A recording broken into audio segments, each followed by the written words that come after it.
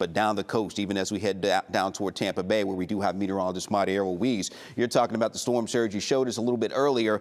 4 to 7 foot is the forecast, Mariel. What have you seen so far? What are the conditions like now where you are? You know, Greg, it all depends on what the tide is doing, and that's what we've noticed over the last 24 hours. So I'm in Tampa. Just behind me, that's Hillsborough Bay, and right along where you see that wall, the white barrier, that's actually a fence that separates the bay from a sidewalk. It's a popular fitness trail that people travel on. But yesterday, I was actually able to go on the other side of that fence and walk about 3 feet down because there is a path there.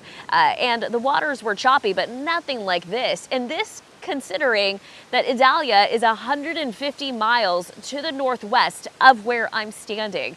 Even then, we're still feeling the impacts here. I know across Florida's Big Bend, that's where we're going to notice the worst storm surge, like Greg mentioned.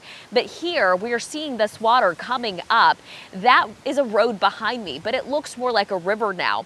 That road is now completely covered in water. The forecast here for the storm surge was 4 to about 7 feet. In this area, I'm seeing about 4. But like I mentioned, it has to do with what the tide is doing. High tide yesterday, low tide this morning. But even though the rain has stopped for now, this water is still expected to come back up into these neighborhoods back here because of high tide that's expected around midday.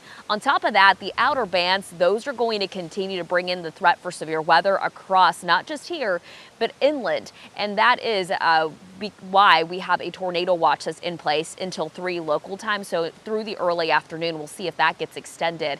But certainly something that a lot of folks here seem to be accustomed to. I know they've mentioned and compare it to Ian from last year.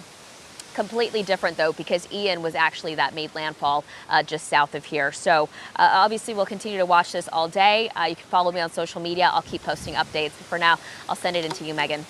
Mariel, I mean, those images just goes to show you it's hard to stand by and watch that happen, stand by and watch this storm take over the northwest part of Florida. The devastation from this storm will likely be catastrophic, and North Texas is now stepping in many ways to help out. So Texas Baptist Men in Dallas, it's a nonprofit known for helping with disasters all over the world. They have food units, showers, chainsaws, flood recovery, all doing whatever they can to help in whatever they can right now. We have our mobile feeding units behind me here that are ready to go at any time, and we have a staging area set up already in Mississippi that we could go and stage and be prepared for that. And all our teams are on alert right now and ready. They've checked their equipment. They're ready to go. On the move, ready to go in when they need to. Military jets, normally based in Florida, have also landed. This in Fort Worth. They're taking shelter from the storm as well. Lieutenant Commander Brandon Roy and his crew will stay in North Texas to wait for that all clear. This is a short deployment over to Fort Worth. We're absolutely happy to have the hospitality we've received so far, and the 9 planes on deck safe here and safe from the storm.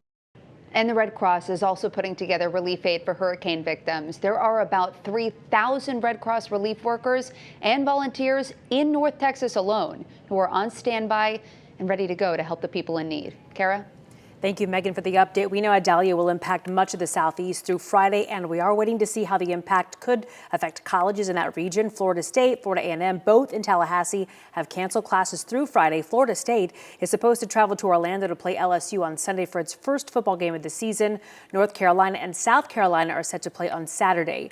Now, winds started to pick up in Orlando overnight, but as of now, the airport there and Disney World says they are open for business. If you do have any travel plans, and I'm sure a lot of you do with the holiday ahead, make sure you stay alert on updates, any closures and impacts. We're going to bring those to you as well through WFA.com and send alerts out in our WFA app.